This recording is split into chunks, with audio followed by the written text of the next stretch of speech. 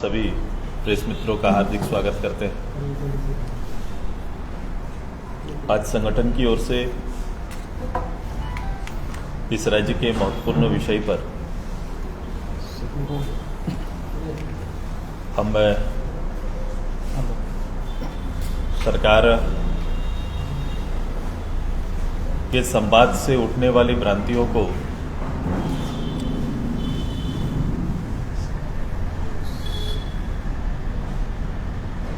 आदरणीय राज्यपाल जी के महोदय के माध्यम से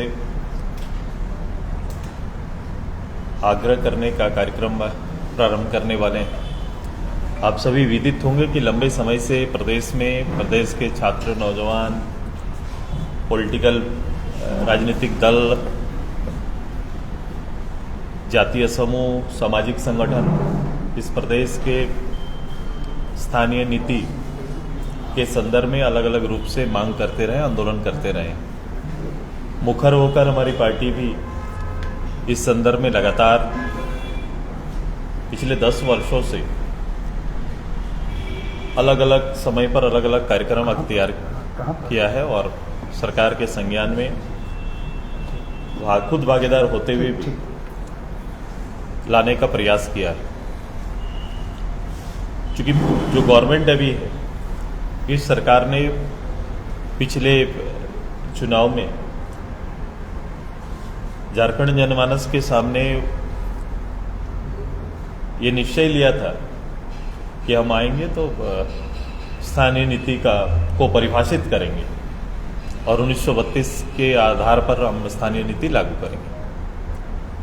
आज सरकार के कमोबेश 3 वर्ष पूरे होने को हैं, कुछ महीने शेष है। जो कुछ महीनों में निर्णय लेना था उसके लिए 3 वर्ष सरकार के लगे हैं। मैं जिस भ्रांति की बात कर रहा हूं, सरकार ने और सरकार के खुद मुखिया ने, मुख्यमंत्री जी ने पिछले बार जब लगातार हाउस के अंदर इस संदर्भ में हम अपने विचारों को रखते थे, तो पिछले बार उनका बयान 1932 संभव नहीं हो सकता है, ऐसा बयान उनका आया है। ये सभी आप सभी लोग इसके गवाह हैं। और उन्होंने इसको लेकर अपना स्पीच भी दिया था कि यह संभव नहीं हो सकता है।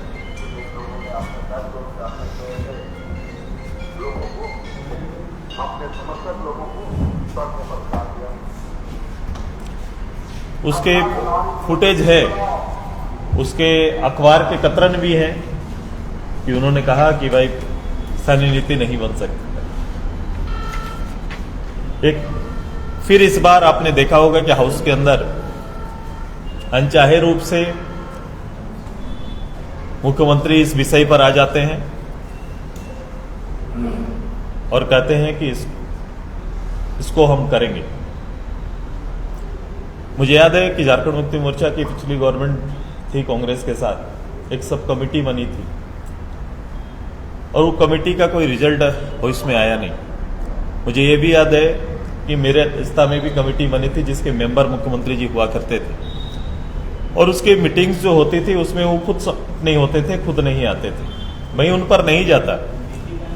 लेकिन आज चूंकि 2 तरह की भ्रांतियां इस सत्र से पूर्व, एक दिन के स्पेशल सत्र से पूर्व मुख्यमंत्री का जो बयान था और इस बार का बयान में फर्क पड़ा है। फर्क किस लिए पड़ा ये आप सभी लोग जानते हैं और झारखंड के लोग भी जान रहे हैं कि अचानक इस तरह का बयान आया है।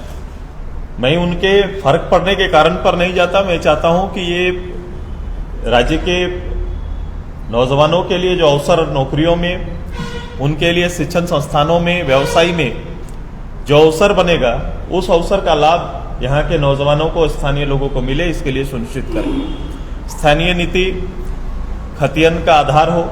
चूंकि अलग अलग समय पर अलग अलग जगहों पर सर्वे का काम हुआ है, लेकिन अंतिम सर्वे तक 1932 से लेकर 64 या उसके बाद भी हुए हैं। हम लोग ने यही कहा है कि 32 उसका मूल आधार बने और जिस प्रदेश में उसके बाद भी हुआ है उनको भी आधार बनाए। इसको लेकर एक स्थानीय नीति बने। सरकार जल्द से जल्द, सरकार जो हाउस में चर्चा की है, बात की है, मुख्यमंत्री का हाउस में बोलना, वो सरकार का निर्णय माना जाता है, सरकार का संदेश माना जाता है। तो इस निर्णय को जल्द से जल्द अमल करें नियोजन नीति बने, नियोजन नीति भी बने, साथ ही साथ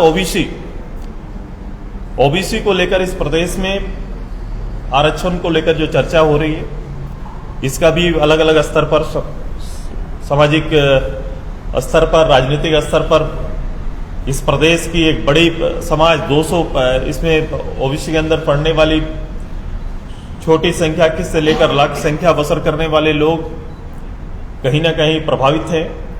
इसलिए इस प्रदेश में इस पर भी निर्णय आना चाहिए और जातिगत जनगणना के आधार पर आना चाहिए। क्योंकि पिछले सेंसस और अभी का सेंसस अभी चल रहा है, काफी समय बीत गया। न्याय यही होगा कि ओबीसी को या आरक्षण का जो आएगा नया सेंसस में, एसटी एससी का नया सेंसस भी आएगा, उसके साथ ओबीसी का भी आ जाए। इसके लिए जरूरी है कि राज्य सरकार ये निर्णय ले कि जातिगत जनगणना प्रदेश में हो और जातिगत जनगणना के आधार पर ही ओबीसी का आरक्षण सुनिश्चित हो। यह सरकार को निर्णय लेना चाहिए और हम लोग केवल ये सरकार को निर्णय लेने की केवल मात्र पहल नहीं कर रहे। हम लोग ने समय समय पर आपने देखा होगा कोविड काल के बीच में हमारी कोशिश रही कि हम अपने सरकार तक अपनी बातों को, जनता की आवाज को पहुंचाएं। इसके लिए लगातार कोई ना कोई कार्यक्रम के माध्यम से हम लोग सरकार को इत्तला करते रहे। हम लोग ने इस बार निर्णय लिया है कि इस बार महामहिम के माध्यम से राज्य सरकार को सूचना देने का काम करेंगे, उन पर दबाव बनाने की कोशिश हमारी होगी। क्योंकि पिछले बार मुख्यमंत्री के यहां तक हम लोग ने पहुंचने का काम किया, उन तक बात पहुंचाई, उसका परिणाम आप सभी लोग देखें। इस बार हम लोग ने निर्णय लिया कि 23 तारीख विनोद बिहारी महतो जयंती के दिन से लगातार 81 विधानसभा के लोग हजारों की तादाद में हर एक विधानसभा एक दिन रांची कूच करेगा। महामहिम तक पदयात्रा महामहिम के यहां तक पदयात्रा करेंगे, उनको ज्ञापन देंगे और उनसे आग्रह करेंगे कि हाउस में सरकार के और बाहर भी कमिटमेंट किए हुए वादों को जल्द से जल्द पूरा कराने का दबाव सरकार के ऊपर डालेंगे। ये कार्यक्रम हमारा है और ये लगातार 81 विधानसभा के लोग लगातार आके लगातार ये कार्यक्रम हमारा चलेगा और इस कार्यक्रम को हम लोग आगे बढ़ाएंगे। हम लोग ने निर्णय भी लिया है कि जल्द ही एक शिष्टमंडल हमारा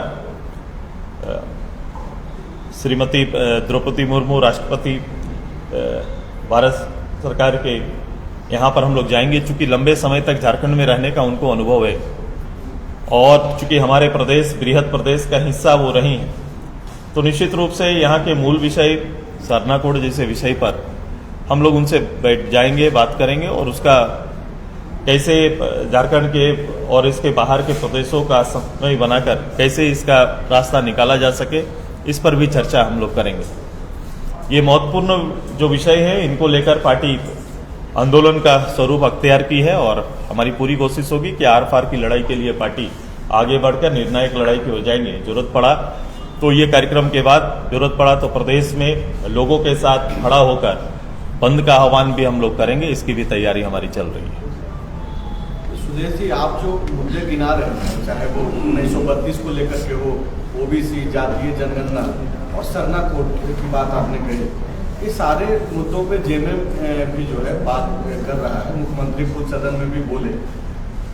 आपसे सवाल हम इसलिए पूछ रहे हैं कि बीजेपी की जो सहयोगी पार्टियां रही है और जो असुरक्षा का भाव लोगों के बीच में पल रहा है, चाहे बिहार पड़ोसी राज्य में देख लीजिए, महाराष्ट्र में शिवसेना का जो स्थिति है, तो आपके मुद्दे तो मिल रहे हैं जेएमएम के साथ, उस पे क्या आगे कोई राजनीतिक मतलब इस तरीके? मैं रीजनल पार्टी के रूप में इस प्रदेश के लिए लड़ने और संघर्ष करने वाला दल आज सुबह, मुद्दे जब भी जाएंगे रीजनल लोगों का मुद्दा एक होगा, एक तरह का होगा।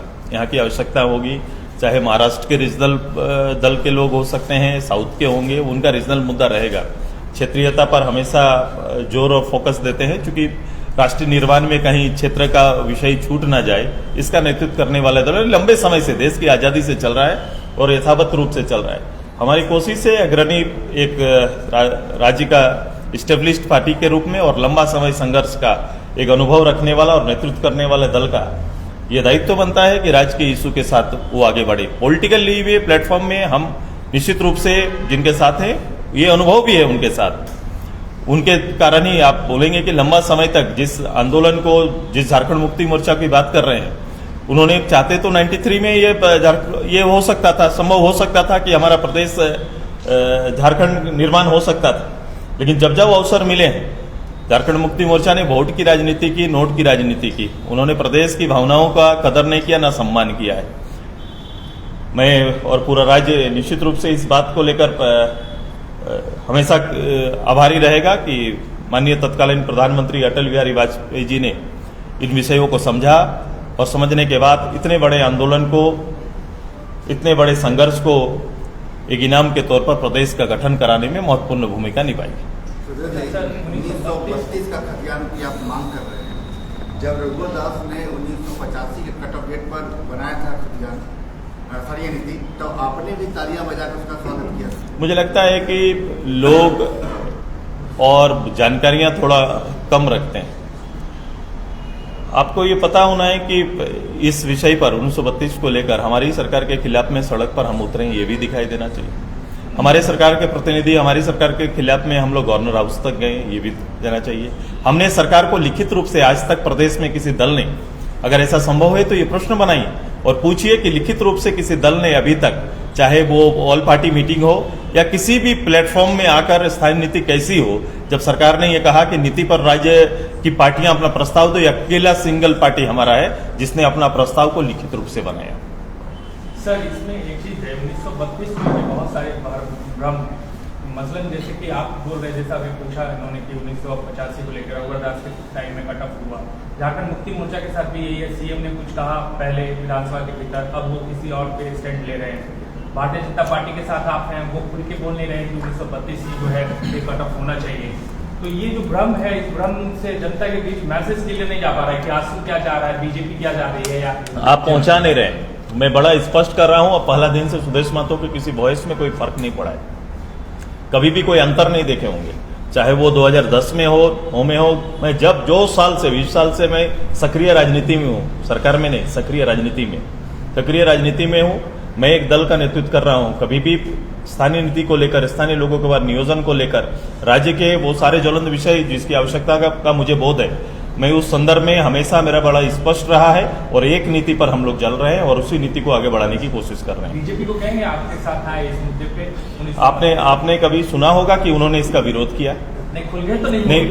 वो उनके पार्टी का अपना ये हो सकता है, इनके सहयोग करने से, जैसे भारतीय जनता पार्टी के साथ जो कर रहे हैं उसी तरह कांग्रेस का भी संबंध है।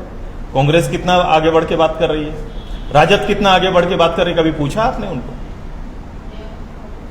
एक सवाल ये है कि सदन में आप मौजूद थे जिस दिन मुख्यमंत्री विशेष सत्र के दिन उन्होंने कहा कि 1932 लाएंगे, और उस दिन जब बोल रहे थे मुख्यमंत्री तो उन्होंने कहा कि भाई आप लोग तो हल्ला कर रहे हैं, बीजेपी को टारगेट करके कर रहे थे, कि हम लोगों ने सरना कोड का प्रस्ताव भेज दिया है। आप चूंकि खुद बोल रहे हैं कि राष्ट्रपति से मिलकर के हम लोग इस बीजेपी क्या इस स्टैंड, ये प्रश्न उनके लिए हो सकता है। मेरा स्टैंड स्पष्ट है सरना कोड को लेकर, हम उसके पक्षधर हैं और हम लगातार, मेरे विधायक आज अभी नहीं रहे, आदरणीय कमल किशोर भगत जी हाउस के अंदर मुखर होकर इस विषय को सर्वप्रथम, जब ये लोग आगे नहीं आए थे, जब झारखंड मुक्ति मोर्चा के दल के लोग भी इस विषय में आगे नहीं आए थे, तब से हमारी पार्टी आगे बढ़कर इस पे पहल कर रही है और हम लोग इस पे बात कर रहे हैं। अच्छा दादा, जो लोग पैदल चलेंगे, जो बता रहे हैं आप 1000 की संख्या, वो क्या पैदल आएंगे वहाँ अपने इलाके से रांची तक? नहीं, वो लोग, वो हर विधानसभा का लोग यहाँ पर रांची पहुंचेंगे और यहाँ पर पदयात्रा करके महामहिम तक पहुंचेंगे और वहां पर एक सभा होगी और सभा के बाद मुख्यमंत्री को ज्ञापन दिया जाएगा कि मुख्यमंत्री ने जो आह्वान किया है या कमिटमेंट उनका है जो 30 महीना बीत गया उसके बाद भी पूरा नहीं हुआ, इसलिए आवश्यक है कि वो कमिटमेंट को पूरा कराने का पहल कराएं। ये हर विधानसभा से अलग अलग दिन आएंगे, ये लगातार रहेगा ताकि सरकार के ऊपर इस बात का प्रेशर बना रहे कि लोग की इच्छा, लोग की भावना आपके दरवाजे तक आएगी। 23 तारीख से शुरू होगा। मैं आज खेल नीति आ रहा है सरकार का, खेल नीति आ रहा है और ये आप सभी लोग जानते हैं कि 2020 में इसका प्रस्ताव प्लेटफॉर्म तैयार हुआ था। 2020 में भी सरकार ने इसी प्लेटफॉर्म तैयार किया, 2 वर्ष लग गए, देर से आए। खेल नीति आएगा, खेल नीति को अगर अप्रत्यक्ष रूप से थोड़ा देखने का मौका मिला है, बाकी शाम को आपको दिखाई देगा। होना ये गवर्नमेंट को चाहिए कि इंफ्रास्ट्रक्चर की सुरक्षा, पहले खेल और खेल की नीति में जो भी पहल करे अपने इंफ्रास्ट्रक्चर को बिल्ड करना चाहिए, विकसित करना चाहिए। राज्य के खेल की संभावनाएं बहुत है लेकिन आवश्यकता है कि उसको सेकंड सब्जेक्ट ना सोचा जाए। बजटीय प्रावधान ही इशारा करता है कि आप खेल को किस रूप में देख रहे हैं। सबसे ज्यादा जरूरी है कि अगर आपने खेल को प्राथमिकता देना है तो खेल के बजट को बड़ा करिए। खेल में कोई पदाधिकारी कितने हैं, खेल के में पदाधिकारी उसके पोस्ट कितने हैं, पोस्ट में कैसे लोग बैठे हुए हैं, ये भी इशारा करता है। तो सबसे ज्यादा जरूरी है कि उसके बजट के पार्ट को देखिए, उसमें बजटीय प्रावधान नहीं है। खिलाड़ियों के लिए निश्चित रूप से आप कुछ पहल करेंगे, लेकिन तुलनात्मक जैसे कॉमनवेल्थ गेम का ही बोल रहे हैं, अभी मेरे 100% रिजल्ट दिया। इधर से 7 लोग भाग लिए, 7 लोग किसी न किसी गोल्ड सिल्वर के भागी रहे हैं, और वो लोग यहाँ पर आए, वापस आए। वापस आने के बाद दूसरी सरकारों ने कॉमनवेल्थ में भाग लेने वालों के लिए करोड़ों का इनाम दिया है, जो भाग लिए उनके लिए करोड़ों का इनाम दिया। हम अभी भी रिपीट कर रहे हैं कि 10 लाख का इनाम उनको मिलेगा बोल के। इससे प्रोत्साहन मिलेगा कि हरास होगा, इसको देखने और चिंता करने की बात है। जे मैदान होप ऑटो के नाम पर मैदान बनाने की निर्णय लिया था गवर्नमेंट ने, उसका क्या हुआ उसको भी देखना चाहिए। होप ऑटो का कौन सा मैदान, मैं आज मॉर्निंग मैं होप ऑटो के अपने जो गृहस्थल है उनके नाम पर मैदान बनाया गया, उसकी मैंने कॉपी अभी मंगाया, उसकी फोटो मैं आपको दिखाऊंगा। उस मैदान का हालत क्या है कि मैदान के भीतर ट्रैक्टर चलता है, झाड़ियां बनी हुई है। आप कोई काम करेंगे उसके पीछे लगना पड़ेगा। आप कोई निर्णय लेते हैं, निर्णय लेने के बाद अगला निर्णय की ओर चले जाते हैं, गवर्नमेंट का यही रहता है। आपने पर्यटन नीति लाया, आपने उद्योग नीति लाया, इन दोनों का क्या हुआ? पेट्रोल पर आपने वैट जब घटाने की बात की तो 25 रुपया आपने कहा कि हम यहाँ के लोगों का माफ करेंगे, उसका क्या हुआ? इन सभी नीतियां आएंगी, नीतियों पर नियत क्या है ये स्पष्ट होना चाहिए। नियत स्पष्ट रहेगा तो उसके पीछे पड़ेंगे, काम होगा, तब काम और रिजल्ट आ सकता है। इसलिए खेल को नीति में सबसे पहला करना है, इसको अतिरिक्त विषय समाप्त करके मूल विषय में लाइए। जितना पीडब्ल्यूडी को समझते हैं, जितना खान को समझते हैं, उसी तरह खेल को जिस दिन समझना राज्य सरकार प्रारंभ करेगी, निश्चित रूप से नेचुरल जो गेम है मेरा स्टेट का, उसमें फर्क पड़ेगा।